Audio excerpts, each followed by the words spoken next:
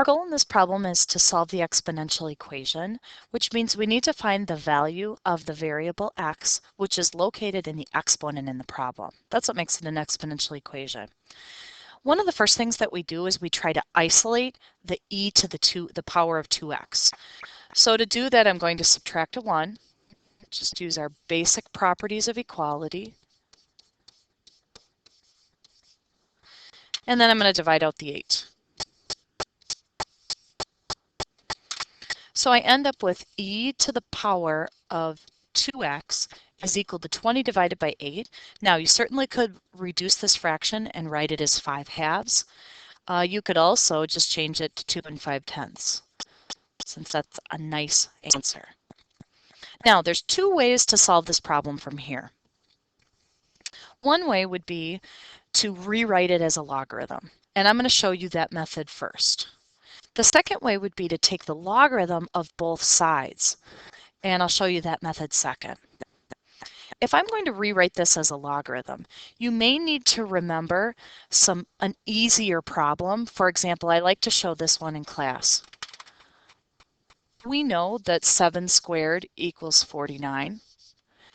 So that means if I rewrite this as a logarithm, it's going to be log base 7 of 49 equals 2.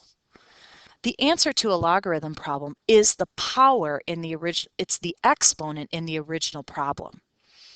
So if I apply that idea here, I'm going to rewrite this as log, and then this base becomes my base e of 2 5/10 equals the exponent 2x, or the quantity 2x, is my answer. Okay, now we don't usually write log base e. We have log base e has its own name, which is natural log. And the nice thing about natural log is that it's located in our calculator. So I really just need to calculate what the natural log of 2 5/10 is. So I'm going to go to my calculator. Don't need the graphing part of it right now. And I'm going to type in the natural log of 2 5/10. Now, I get a pretty big answer, and so I'm going to decide how much I want to round it, or even if I want to round it at this point. I may want to wait. Let me quick go back to the other part. To finish this problem out, all I'm going to have to do is divide out the 2. So x is going to equal the natural log of 2 5/10, divided by 2.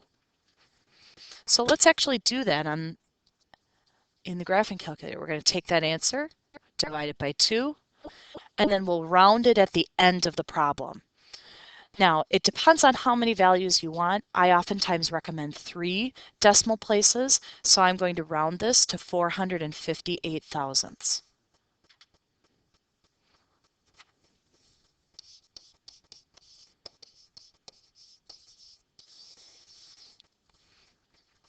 Now, of course, it's always a good idea to check your answer.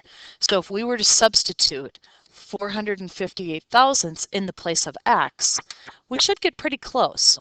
We could use the exact expression, the natural log of 2 5/10 all divided by 2, and substitute it in the place of x as well.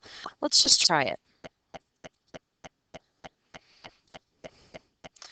If we take 8 times e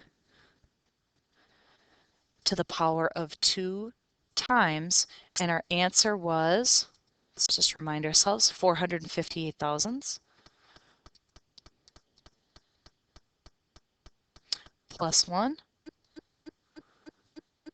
Yep, we're pretty close. Again, if we had used the exact answer, we would have gotten exactly 21. Now, I mentioned that there was a second way to do this problem. An alternate way that's just as good, and it really just depends on which way you like better, is at this point in the problem, we've got e to the 2x power equal to 2 5/10. Okay, and one of the rules that we learn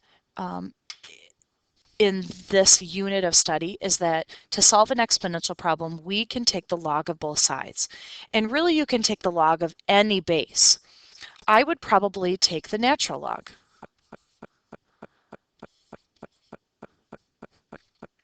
And then I'm going to use the laws of logarithms to take the power and move it to the front of the problem. So I get 2x times the natural log of e equals the natural log of 2 5/10. Now, one of the properties of logarithms is that the natural log of e is equal to 1, because that means that log base e of e would be the first power. So I can rewrite this problem as, or this part of the problem as 1. So I just end up with 2x is equal to the natural log of 2 5/10, which really is the same part of the problem that we get to here. So then when we finish it out, we are still going to get the same answer of 458 thousandths. Now, another option besides taking the natural log of both sides is you could just take the common log of both sides. But if you did take the common log of both sides, you wouldn't be able to substitute the common log of e, log base 10 of e, with 1. So there would be an extra step in the problem. That's it.